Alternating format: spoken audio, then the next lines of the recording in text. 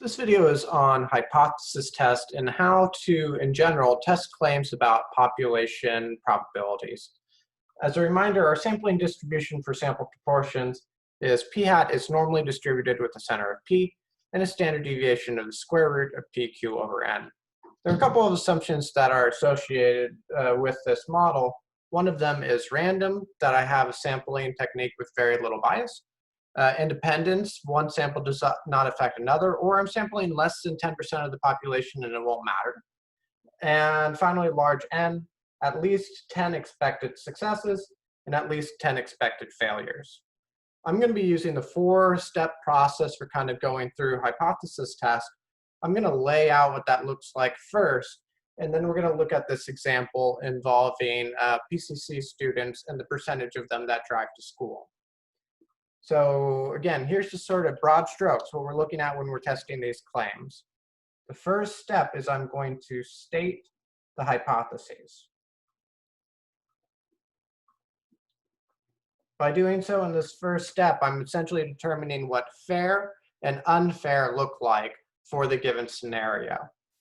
Next thing I'm going to do is I'm going to assume that the initial claim is true.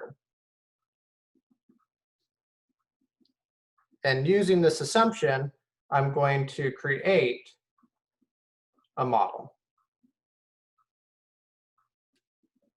And let's kind of visualize this in this next step, what I mean by that.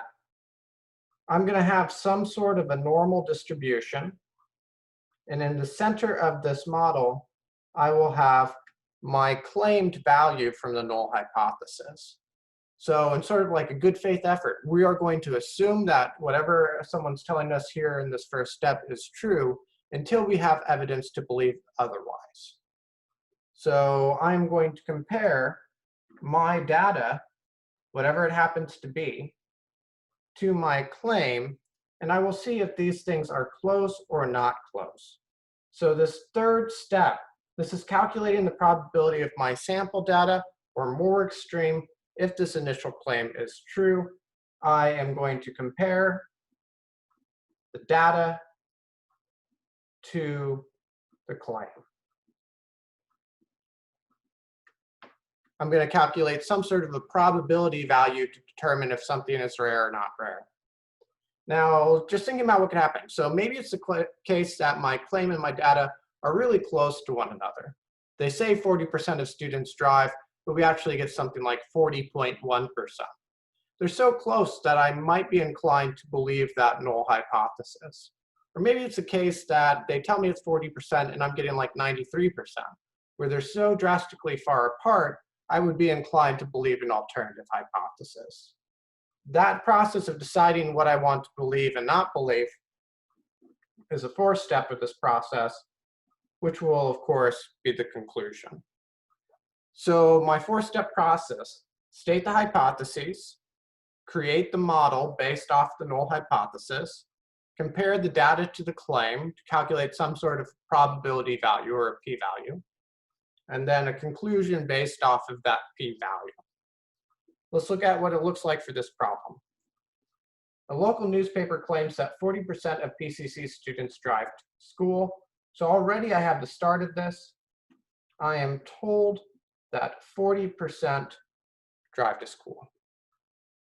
Now, in actuality, it could be higher, lower, or different than that for the alternative hypothesis, so I keep reading. Suppose that we think the actual value is higher than claimed.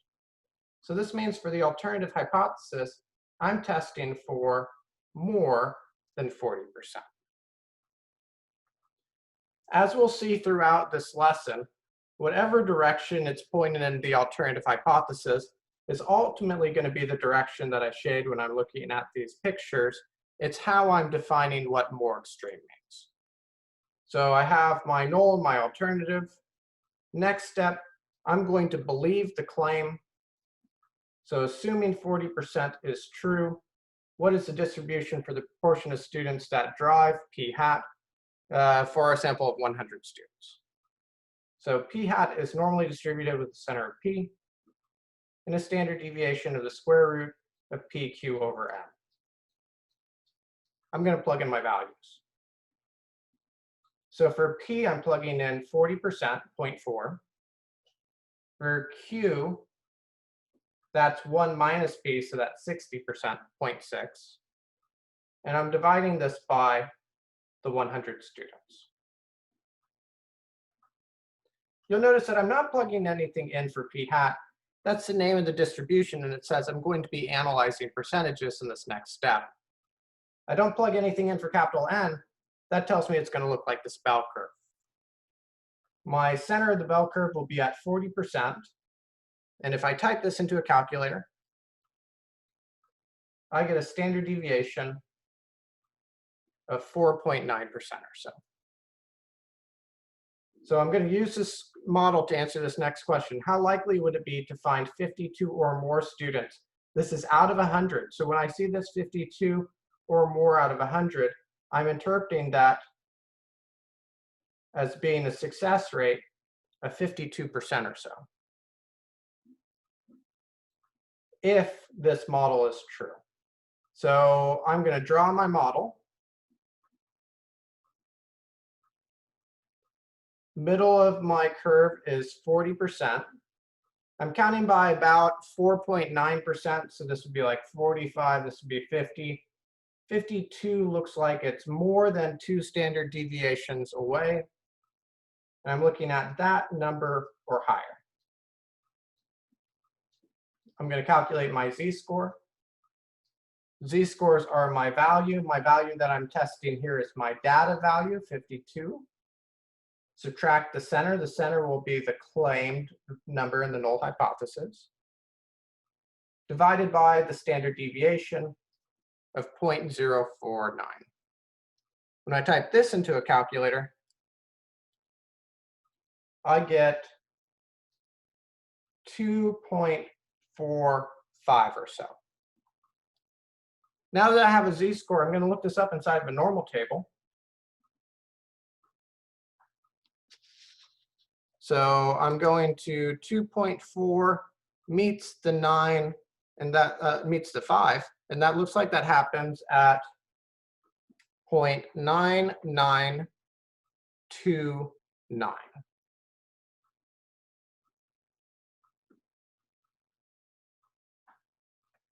Now this 9929, that's going to be everything to the left of my data.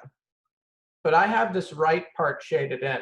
So to get the probability value that I'm interested in, the likelihood of a success rate of 52% or more, I'm going to want 1 minus that table value. And if I do 1 minus 0.9929, I'm getting a pretty small probability of 0.0071 or so. Conclusion time. So I'm noticing that this is an unusual result, which means one of two things. Either I just have really unlucky data due to just sample variation, and it would happen. In fact, it would happen about 0.7% of the time. Or there's something going on, and that initial claim is not actually true. So my cutoff for where I stop believing it's just random variation and I start to think I'm being lied to is our rare cutoff of 5%. So if you end up with a probability value in this last step that is smaller than our cutoff of 5%, and I'm using the letter alpha to mean rare, so if my probability is less than 5%, then I'm going to consider this to be a rare situation, and it's so rare that I reject the claim of 40%. So in other words, I think that they're lying to me. I think my data is more important than that 40% claim. And if I don't believe it's 40%, then I must have evidence of this alternative. So I have evidence that more than 40% of PCC students drove to school. So what I got going on here, I had such a rare situation that if I had to believe either 40%, something that someone just told me, or a 52%, something I actually experienced, I might be more inclined to believe what I actually experienced, that my rate is higher than 40%. The 4 steps again, and we're going to practice this through this video. State the hypotheses to determine what's fair and not fair. Create a model based off of that initial claim. Compare the sample data to the claim to see if it looks like it's fair or not fair.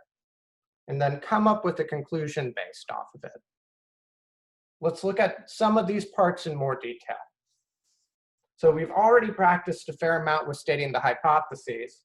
And the last couple of videos have been about how to use these types of models. So I'm really going to focus on kind of the step 3 and step 4 of this. So here's a central concept or definition for the remainder of 243 going into 244, a p-value. The p-value is the likelihood of the sample data, or more extreme, if the null hypothesis is true. That is, when we're drawing out these curves, and I'm going to show you 2 what-if scenarios, you will always have the claim from the null hypothesis, sometimes written as P0 to remind you it's coming from the null hypothesis, in the middle of your curve. And I'm going to show you the 2 things that can kind of happen.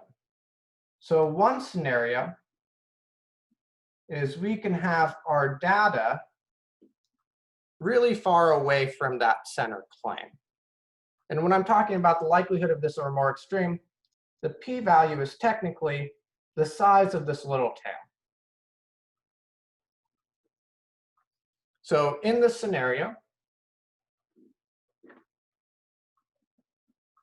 my data is far from the claim.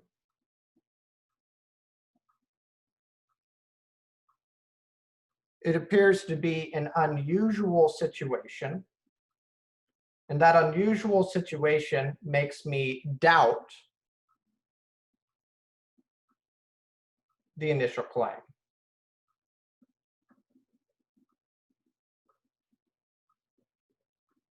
So when I'm doing a hypothesis test, I'm either going to stay at this null hypothesis, or I'm going to leave the null hypothesis in favor of something better. So this is sort of like having a car that's a piece of junk that's always low-key falling apart on you.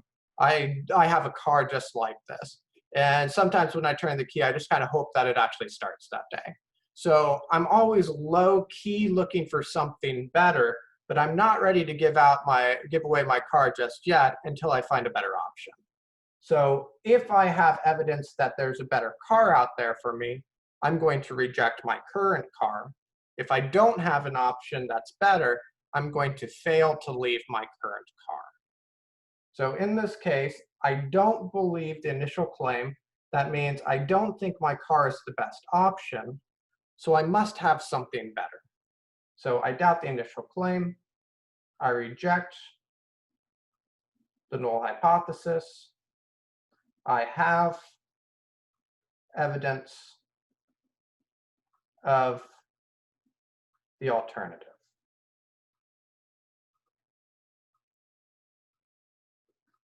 This is really sort of language heavy, and I find that it helps to have a little bit of a mnemonic. So if this helps you, it helps me. If the p-value is low, the null must go. So in these situations where you have a small p-value, you are rejecting this null hypothesis in favor of the alternative. Let's look at a different situation. So this time we'll consider the problem where the p-value is large. And maybe I have my data is showing up here. And let's suppose this is a left-tailed test, so I'm shading this thing to the left. The p-value continues to be sort of the shaded in region that we're dealing with. And when I'm looking at these numbers, the data is really, really close to that center claim.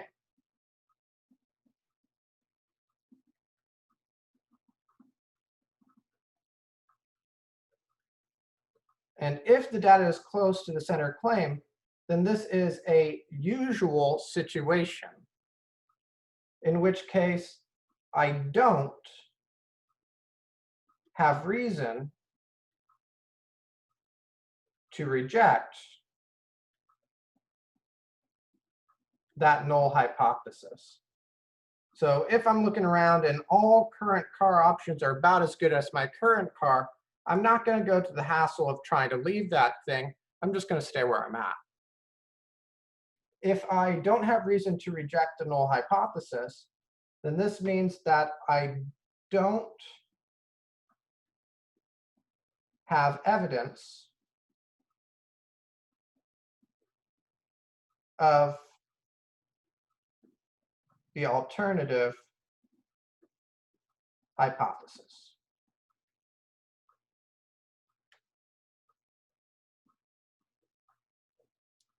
So in short, if your p-value is smaller than your alpha level, if your p-value is low, you reject the null hypothesis because you have evidence of the alternative.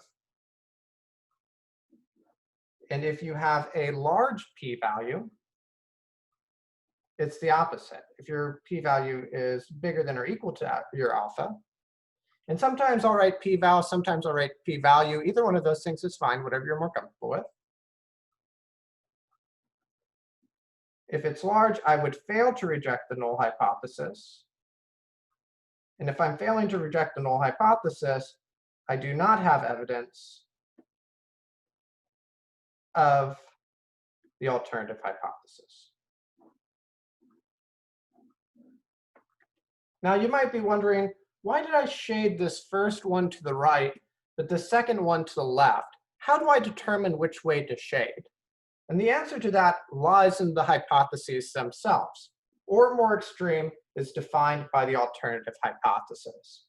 So if your alternative hypothesis is p is less than some number, if you're looking at less than, this is a shaded left situation.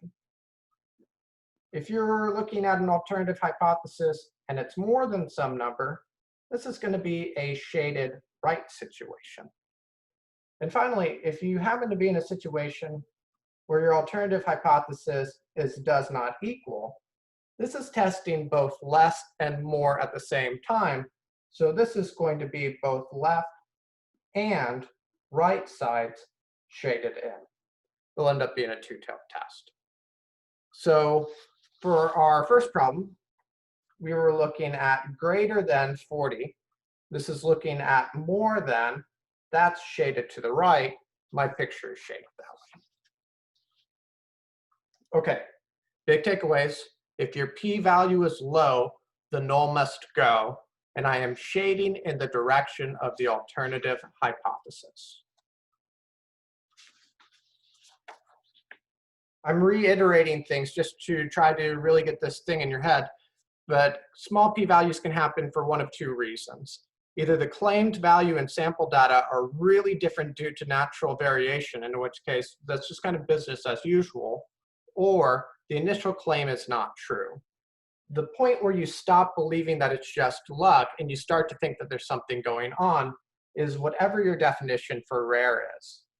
As just a stand-in value, we will say something is rare if it happens less than 5% of the time, because that matched up with our definition of usual. Usual meant that it was within 2 standard deviations. We have about 95% of our area within 2 standard deviations. So rare must be the 5% I have left over.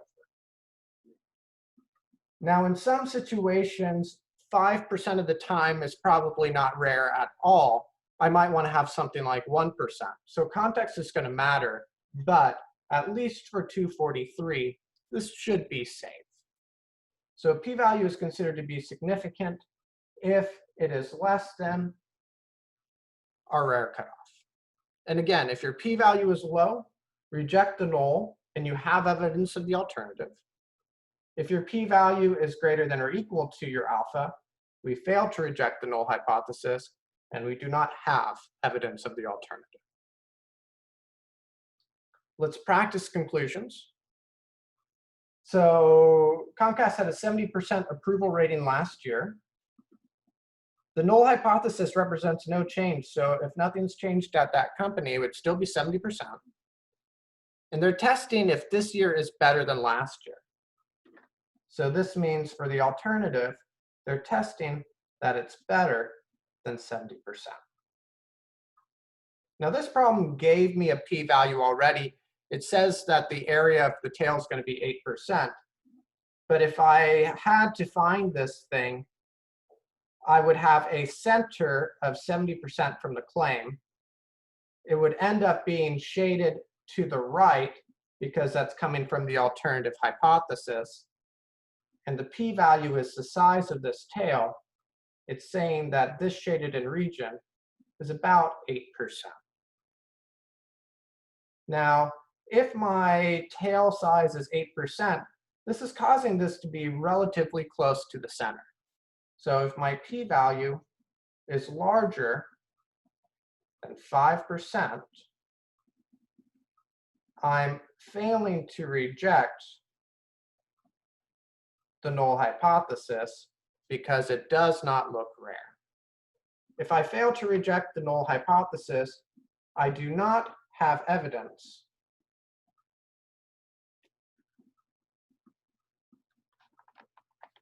that Comcast has improved.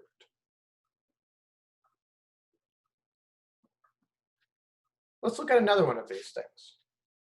We're testing if a coin is fair. So for this one, if a coin is fair, I should be getting heads 50% of the time. Alternative hypothesis, if the coin is not fair, I might be getting it more or less. I'm just going to test for anything different than 50%.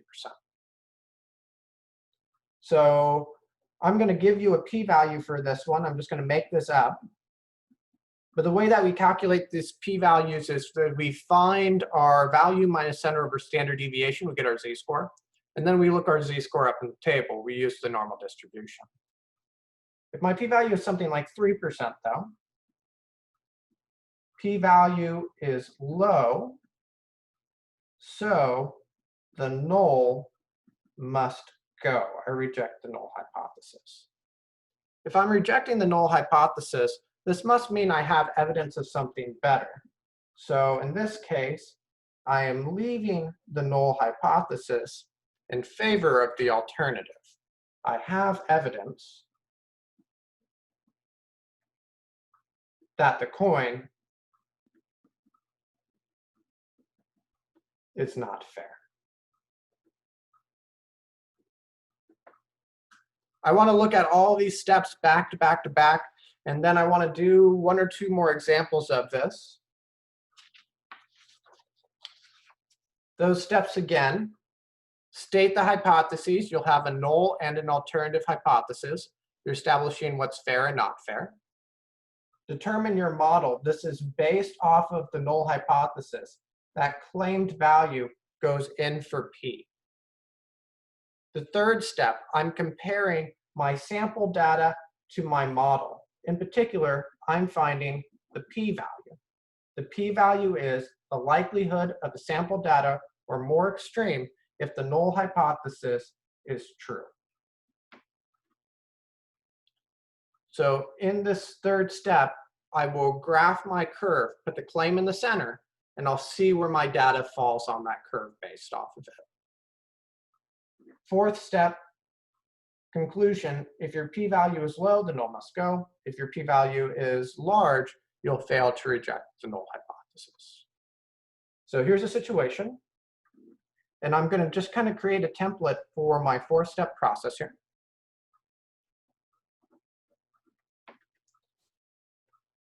And fourth step is usually a quick one. 3 tends to be the largest part of this, so I'm leaving myself plenty of room to kind of work. We are given a 6-sided die. We think that it might be giving too many 6s. To test this, we roll the die 60 times, and we get the outcome of 6 15 times out of the 60 rolls. Test the claim using a hypothesis test. So null hypothesis, assuming that it's fair, we should be getting 6 to show up 1 out of 6 times. It's one of the 6 signs. Alternative hypothesis, we think this might be a trick die and that we're actually getting it more than 1/6 of the time. So when it comes to step 3 and I have to shade, this is telling me I'm looking at greater values. So I'm going to write myself a note just so I don't forget. This is telling me to shade to the right. Step 2. I'm using the p-hat model.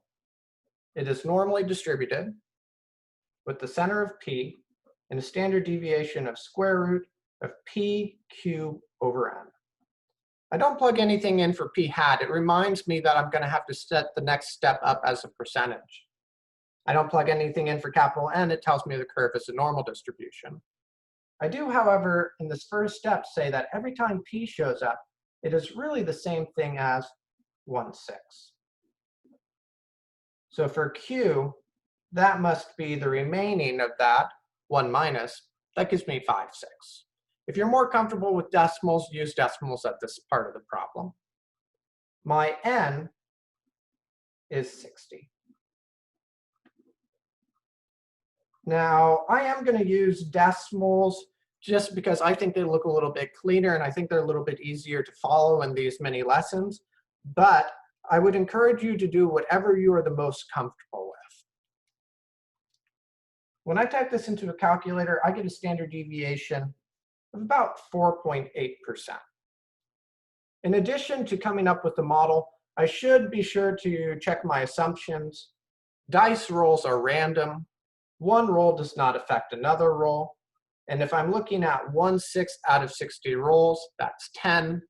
5/6 out of 60 rolls is 50. I am passing the assumptions, even if I'm not writing them down on this. I'm just doing that in interest of page space.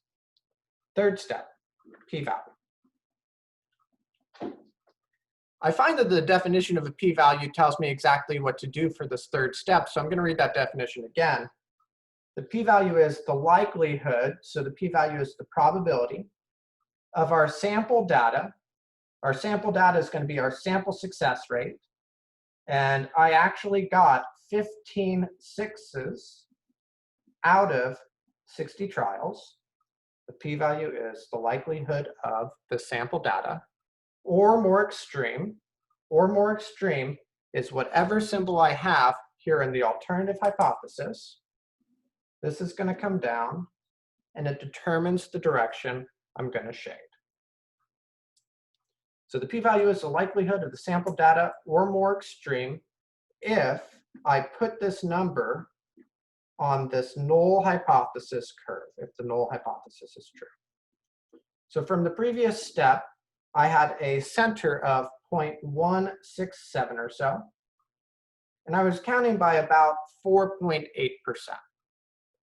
Now, in my calculator, when I type in this 15 out of 60, I discover that this is really the decimal of 0.25. So the claim is 16.7%. I'm actually seeing data way up here at 0.25. And I'm going to shade this thing to the right. Whatever the size of this tail ends up being, that is my p-value. So let's find the size of the tail by calculating a z-score, looking it up in our table, and then figuring out what our probability value is based off the table number. So z, I'm taking the value I care about, 0.25, minus the claimed center, 0.167, divided by the standard deviation, 0.048. So I have 0.25 minus 0.167.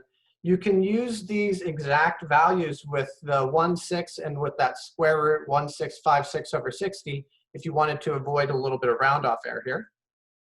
I think that's a great idea if you're comfortable with it. When I type this into a calculator, I end up getting something like 1.73. And now I'm going to go to my normal table. And I'm going to find where the 1.7 meets the 3. And it looks like that happens here at a table value of 0.9582 or so. If it's shaded to the left, I'm going to take my table value. If it's shaded to the right, I'm going to do 1 minus the table value. This is shaded to the right, so my p-value is going to be 1 minus this table number, which gives me 0.0418. Ooh, this is pretty close. Fourth step. I'm going to compare this p-value that I just got of 0.0418 to our cutoff for what we consider rare, 5%. And I notice 4% is less than 5%, so my p-value is lower than my alpha. If my p-value is low, the null must go, so I reject the null hypothesis. In other words, I no longer believe this first option. I must have something better that I'm ending up with. And in this case, this means I have evidence of the second statement. So I have evidence that we are getting too many 6s. And too many 6s just means that my success rate is more than 1/6 like it should be for the die.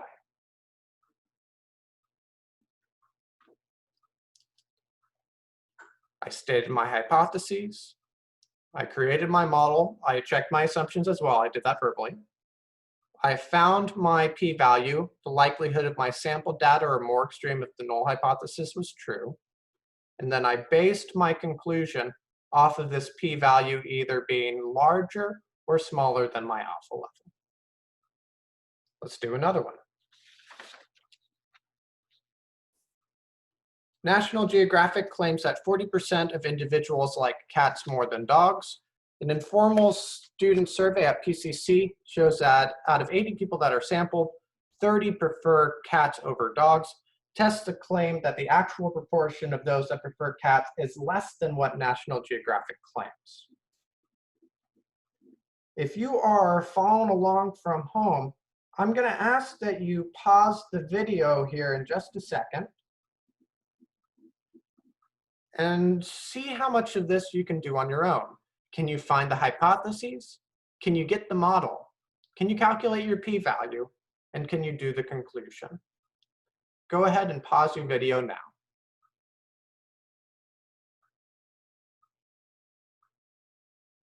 Assuming you pause that video, let's check and see how you did. First step, I'm stating my hypotheses. I'll have my null and alternative.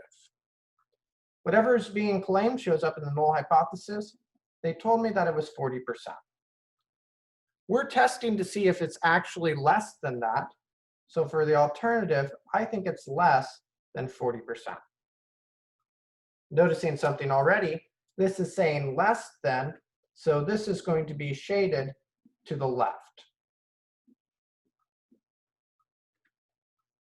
Second step, I'm going to use this 40% to come up with my model.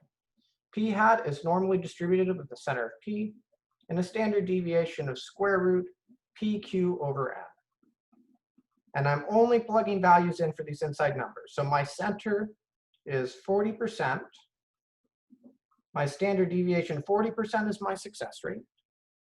So 60% must be my failure rate. And we looked at a sample of 80 people.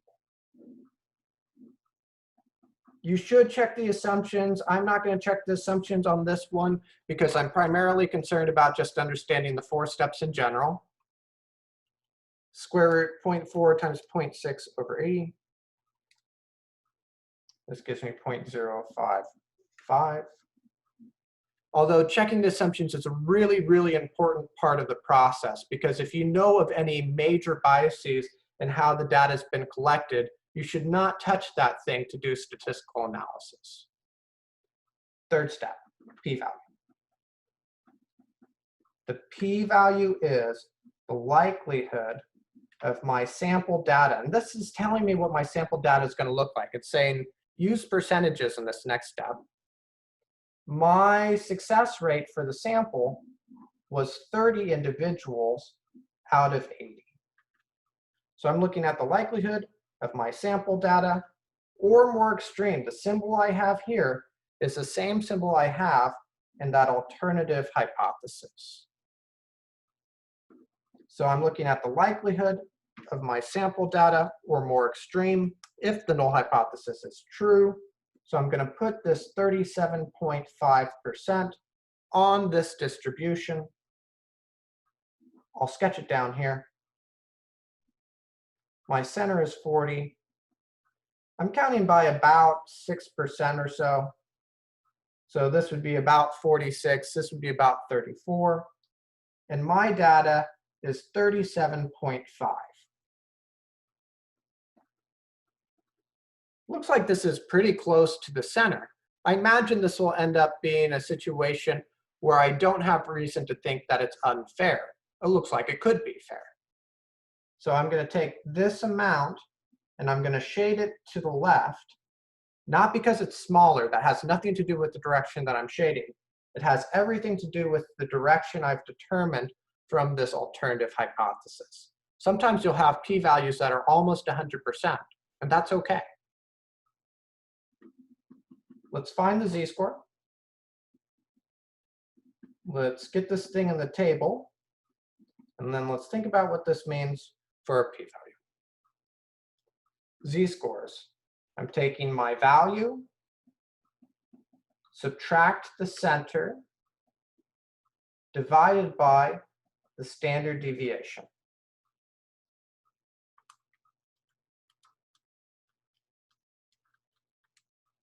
When I did this, I got a z-score of negative 0.45. It's not even unusual. It's within 2 standard deviations. It's within 1 standard deviation. Let's look this up in our table. I'm on the negative side, so let me move this to the negative. Negative 0.4 meets the 5. Looks like that happens right here at 32.64% or so. My picture is shaded to the left. My table is shaded to the left. So this number that I just calculated here is both my table value and my probability value. Compared to 5%, 32% is pretty large. If my p-value is bigger than or equal to my alpha, then I will fail to reject the null hypothesis. 37.5 is so close to 40 that I don't have any reason to believe that it's anything other than 40%. So I don't have evidence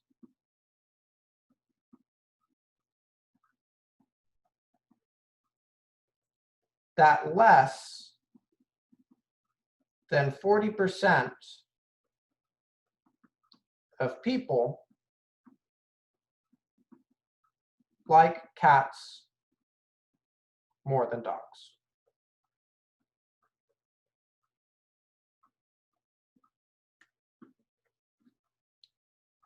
I want to do another one of these, and this is remarkably similar to the last one, National Geographic. In fact, I might have had exactly the same thing. If I did, I apologize about the typo here.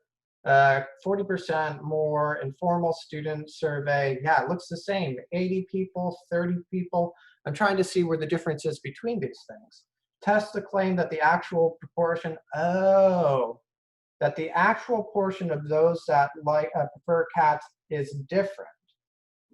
So there is something different in this problem. It's the word different. So instead of having an alternative hypothesis where I was testing for less than 40%, I'm now testing for it being different than 40%.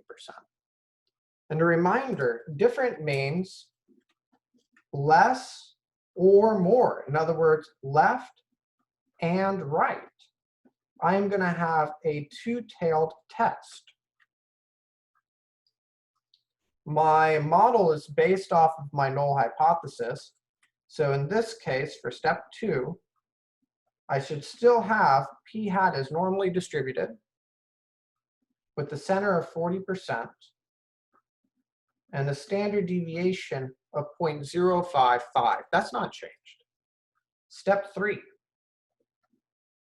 my p-value is going to be the likelihood of my sample data, still 37.5% as my sample success rate, same numbers. But instead of testing for less, I am now testing for a difference. This is a little bit of informal notation. I'll show you why when I'm drawing this picture. I'm truly testing for a difference in two directions, though. So I'm going to draw this out. My center is 40%, and I detected 37.5%. When I am testing for a difference, I think it's just as likely that I'm this amount down as I am this amount up. So I'm going to have one tail shaded to the left, and then I'm going to have another tail, mirror image, exactly the same size, shaded to the right. And this is always going to be the case when you're dealing with a two-tailed test. Whenever you have an alternative hypothesis with a percentage not equaling a number, you are going to notice some sort of tail starting out either to the left side or to the right side, and then you'll have the same tail coming off the other side. It's exactly the same size. So let's see what we have for our z-score for this problem. But I'm going to leave a little bit of space up here for some generic notes. When I found the z-score, I took my value minus the center, and I divide this by the standard deviation. When I did this, I got a z-score of negative 0.45. So when I'm drawing the picture, that tells me the z-score for this lower side is negative 0.45. Mirror image, if you're wondering what the z-score was on the other side, it's going to be the same thing, but positive. So when you're drawing these pictures for the two-tailed test, you're always going to have z equals some number, and on the other side, you'll have z equals the same thing, but negative. So I can either look up the positive z-score and do 1 minus to find that area, or I can look up the smaller z-score and just take the value inside of the table because it's shaded to the left. So here's going to be my strategy. When I'm in a two-tailed test situation, my p-value is going to be equal to 2 times the table value for the negative z-score. In other words, my p-value is going to be equal to 2 times. When I looked up negative 0.45 in the table earlier, I got 32.64%. So what this means for this picture is the size of this tail to the left, this was 32.64% that I had hanging out here. That also means this tail is exactly the same size at 32.64%. They're mirror images of each other. My p-value is the total area, so I'm doubling that. This gives me a massive p-value of 0.6528 or so. Since this is a large p-value conclusion,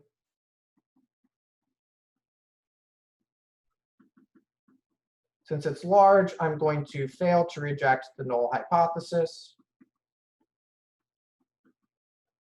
If I'm failing to reject the null hypothesis, this means I do not have evidence of a difference. I do not have evidence of the alternative hypothesis. So I don't have evidence.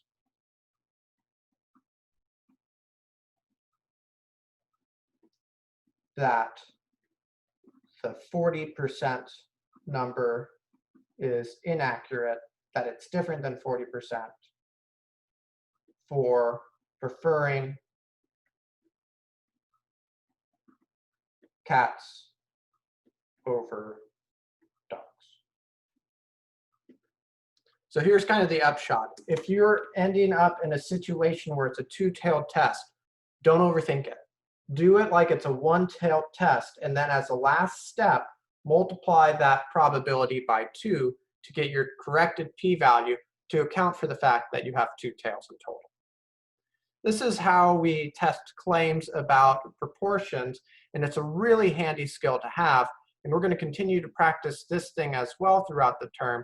But I would encourage you to try to find as many real-life examples of this as you possibly can. Start looking for things that you think might be unfair, and now you have the math to kind of go through and actually determine if that situation is fair or unfair like you might think it is. I hope this makes you a little bit more data literate, and as a result, able to read a little bit more newspaper articles, research papers, or doing your own active research yourself.